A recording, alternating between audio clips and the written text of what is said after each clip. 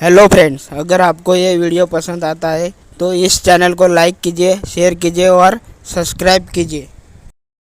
गरीब बेटी का महलों का ससुराल।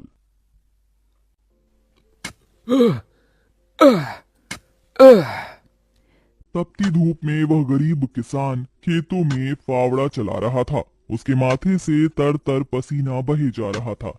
तभी गंगा गमछा उठाकर पिता का पसीना पोंछती है। बाबा, आपके माथे से कितना पसीना बह रहा है। आप थक भी गए हैं, थोड़ी देर आराम कर लो। फावड़ा मुझे दो। गंगा को खेत में फावड़ा चलाते देख सेवक राम की आंख भर आती है। मेरी गरीब बेटी के जिन हाथों में मेहंदी लगनी थी, उन्हीं नाजुक हाथों से मेरी गंगा सख्त फावड़ा चला रही है। तू एक गरीब की बेटी को ही ऐसा भाग्य देकर क्यों भेजता है भगवान? एक गरीब के जीवन की सबसे बड़ी दुविधा बेटी को ब्याहना होता है। ये कहानी है ऐसे ही किसान सेवक राम की, जो बड़ा गरीब है। उसकी दो बेटी गंगा और अंजू हैं।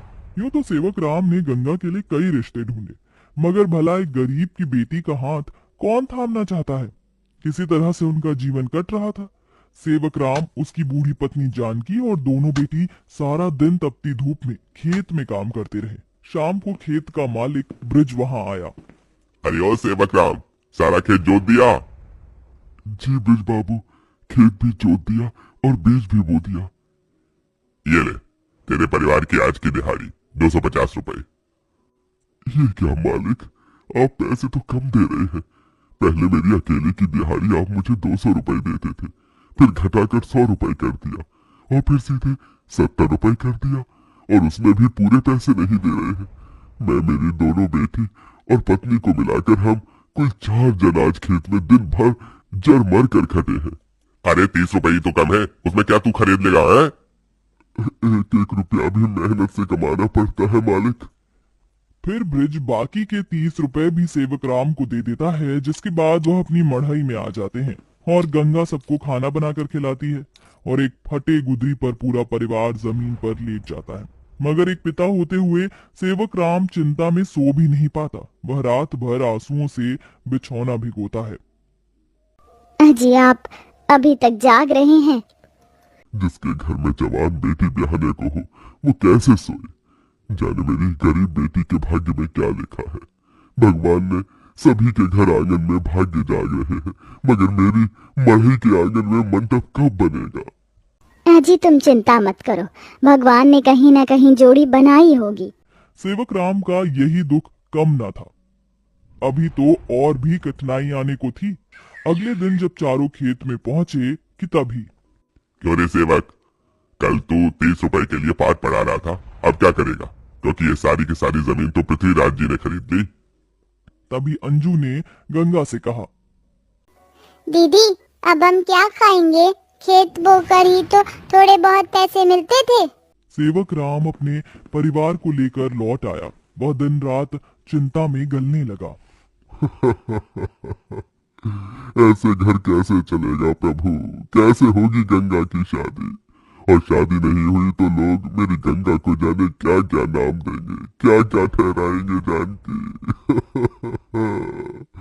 मैं काम ढूंढने जा रहा हूँ। बाबा, मैं भी आपके संग चलूंगी। दोनों काम ढूंढते एक बड़े से मिल में आए, जहां शिव नाम का एक नौजवान गरीब मजदूर भी काम कर रहा था।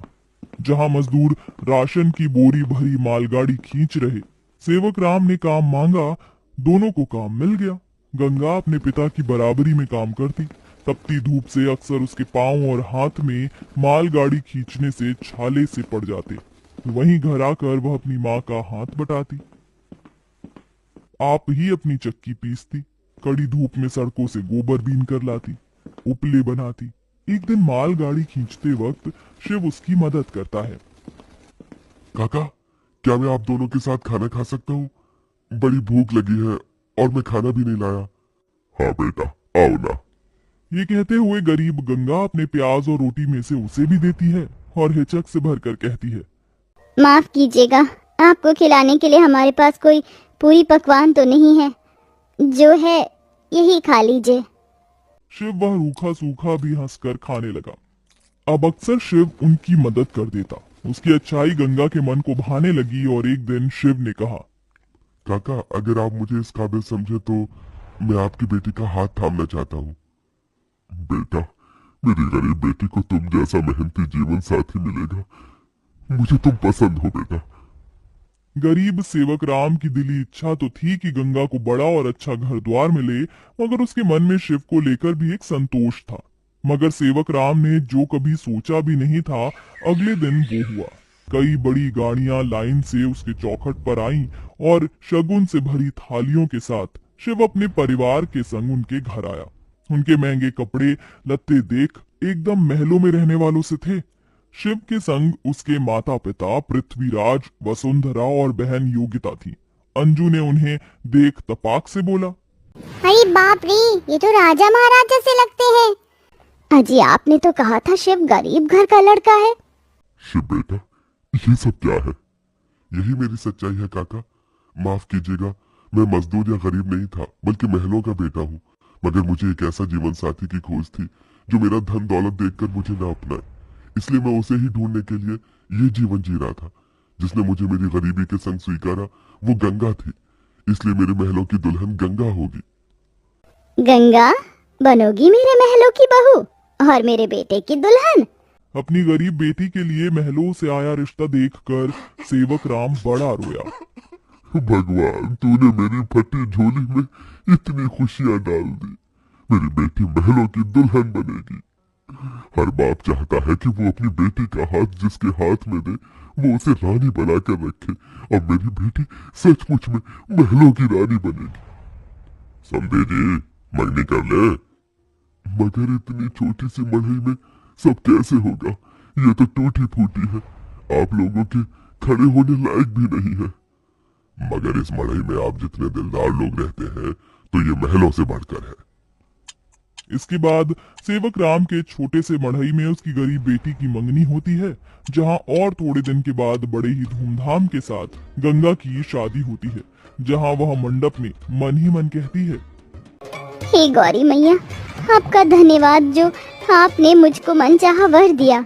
इसके बाद गंगा विदा होकर अपने महलों के ससुराल में आ जाती है, जो दुल्हन के जैसा सजा हुआ होता है, जहां कई नौकर चाकर शाही अंदाज में उसके स्वागत में खड़े थे।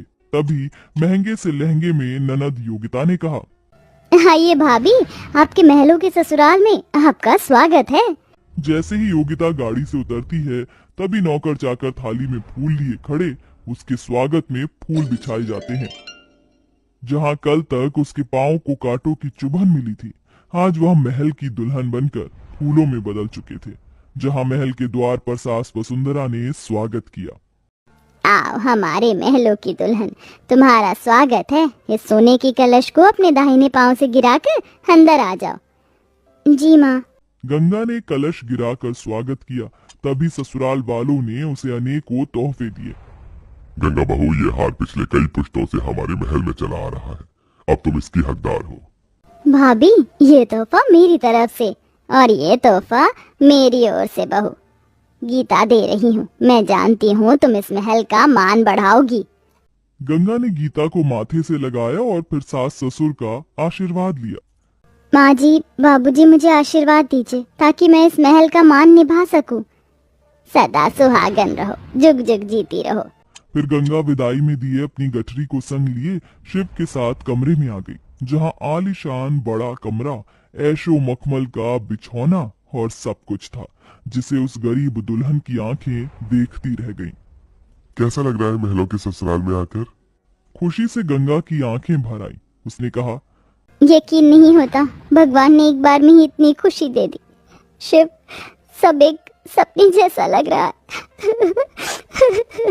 अब यही तुम्हारी दुनिया है। उस रोज जमीन पर सोने वाली गंगा मखमल के बिछौने पर सोई। अगले दिन वह नहा धोकर नीचे आई, जहां खाने की शाही मेज लगी थी और इर्द गिर्द नौकर खड़े थे। बहू बैठो, खाना खाओ। तभी नौकर ने गंगा को खाना परोसा। एक निवाला खाते ही गंगा को अपनी संघर्ष भरी जिंदगी और याद आ गई। उसकी आंखों से आंसू छलक गए। क्या हुआ गंगा बहू, खाना अच्छा नहीं बना? नहीं माँ जी, बहुत अच्छा बना है। बस ये सब खाने के तो एक गरीब की ख्वाहिश होती है। मैं बहुत खुश हूँ। बस चाहती हूँ कि हर लड़की को उसके सपनों का ससुराल मिले, जैसे मुझे मिला। थोड़े दिन में गंगा अपने महलों के ससुराल में सुखी से रहने लगी। किसी गरीब की बेटी को चुनकर हम भी ये पुण्य कमा सकते हैं।